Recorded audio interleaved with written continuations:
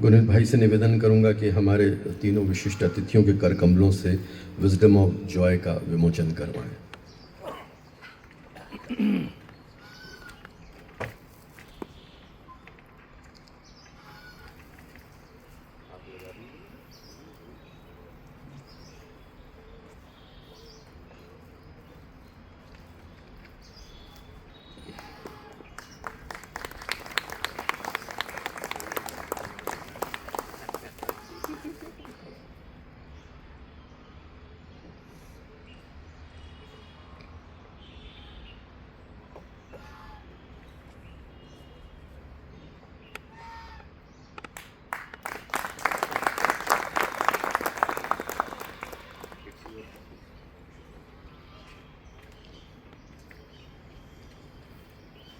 इस पुस्तक की प्रतियां यहाँ काउंटर पर उपलब्ध हैं, आप चाहें तो जाते वक्त ले सकते हैं। हमारे अतिथियों में से सबसे पहले डॉक्टर सीपी कोठारी साहब को अपनी प्रतिभावना व्यक्त करने के लिए बुला रहा हूँ। इंदौर देखते देखते डॉक्टर मुखर्जी साहब से लेकर सिपाहा साहब से लेकर डॉक्टर मूर्ति साहब से लेकर सीपी कोठारी साहब तक जब चलकर चिकित्सकीय परिदृश्य को हम देखते हैं तो ये लगता है कि विशेषज्ञता तो बड़ी है, लेकिन विश्वसनीयता को लेकर परिजन और मरीज़ बहुत सशंकित रहते हैं। लेकिन डॉक्टर सीपी कोठारी साहब की तरफ देखते हैं तो एकदम आपको एक वो वाव वाली फीलिंग आती है कि एक विश्वसनीय चिकित्सक हमारे बीच मौजूद है। बहुत आदर के साथ डॉक्टर साहब आपको अपनी शुभकामनाएं व्यक्त करने के लिए आमंत्रित करता हूँ।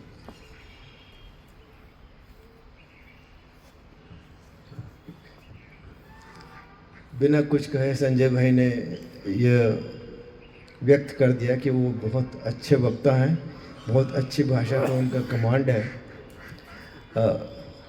मैं सबसे पहले तो गुरमीत भाई को धन्यवाद देना चाहूँगा जिन्होंने मुझे यहाँ आमंत्रित किया और मौका दिया इस पुस्तक का विमोचन करने का, विजडम ऑफ जॉय। मुझे नहीं पता मैं इसके लिए किस ढंग से क्वालिफाई करता हूँ, पर समहाउ जॉय फैलाना हमारा भी एज चिकित्सक कुछ कार्य तो रहता है। और एक सेंटेंस मैंने वहाँ पे पढ़ा कि we suffer but human beings are not meant for suffering.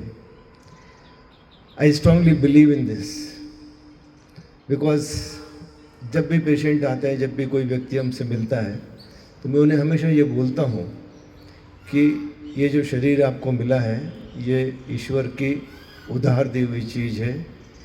इसकी सुरक्षा करना, इसकी देखभाल करना आपकी ईश्वर के प्रति जिम्मेदारी है। आप इस शरीर को संभाल के रखिए, इसमें जो मस्तिष्क दिया है उसको संभाल के रखिए।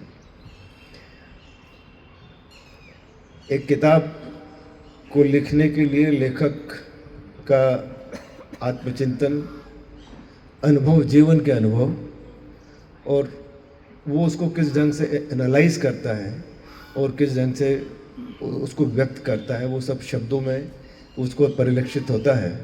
क्योंकि एक शब्दों का समूह कोई किताब नहीं बनाती, एक उनकी लेखक की जो भावना होती है, जो उसके अनुभव होते हैं, वो उसके अंदर समाहित रहते हैं, जो कि और वो ही किताब सबको इम्प्रेस करती है जिसके अंदर भावनाएं होती हैं।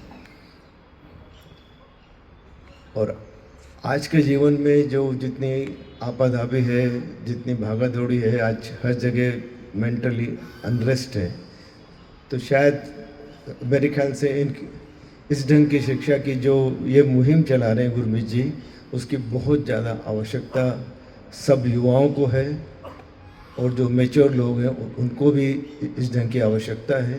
क्योंकि मेरा संपूर्ण विश्वास है कि अगर आप हमेशा खुश रहते हैं तो आप खुशियाँ बांटते भी हैं और आप खुद सबसे ज़्यादा सशक्त रहते हैं अंदर से, तो आप जो भी काम करते हैं बहुत अच्छे से कर पाते हैं। अब जहाँ तक खुशी और जॉय को एनालाइज करेंगे तो आप कहीं ऑब्जर्व करना, खुश तो आप बहुत सारे मौके पे हो जाते हैं, और जॉय जो वर्ड है उसका आप किसी बच्चे को देखो, एक छोटी सी कोई चीज़ चॉकलेट मिल जाए, उसके बाद जो उसके चेहरे पे उसका जो भाव आते हैं, दैट इज़ जॉय। कि एक खुशी को आप कैसे सेलिब्रेट करते हैं उसको जॉय बोलते हैं, जैसा मैं समझता हूँ। मेरे ख्याल से गुरमीत भाई ने ज़्यादा समझाया होगा उसको। तो मैं यही कहना चाहूँगा कि ये किताब हम सब लोगों को हैप्पीनेस की ओर जाने की ओर प्रेरित करेगी, उसके बारे में सोचने को प्रेरित करेगी, उसके साधन हमें उसके अंदर मिलेंगे। और अंत में मैं यही कहना चाहूँगा कि हैप्पीनेस आपका लक्ष्य नहीं होना चाहिए, आपके जीवन की राह का हमसफ़र होना चाहिए। हर क्षण हैप्पीनेस आपके साथ होना चाहिए। वैसे ही विशुद्ध जयर पलक जी और हमारे निशांत खरे साहब, जो कि एक निष्णांत प्लास्टिक सर्जन है, वो कला मैंने देखी है उनकी, और उनका राजनीतिक जीवन भी मैं बहुत नज़दीक से देखता भी हूँ, और उनकी वक्ता के रूप में उनको बहुत अच्छे से उनका उदाहरण देता हूँ हर जगह, बहुत जगह।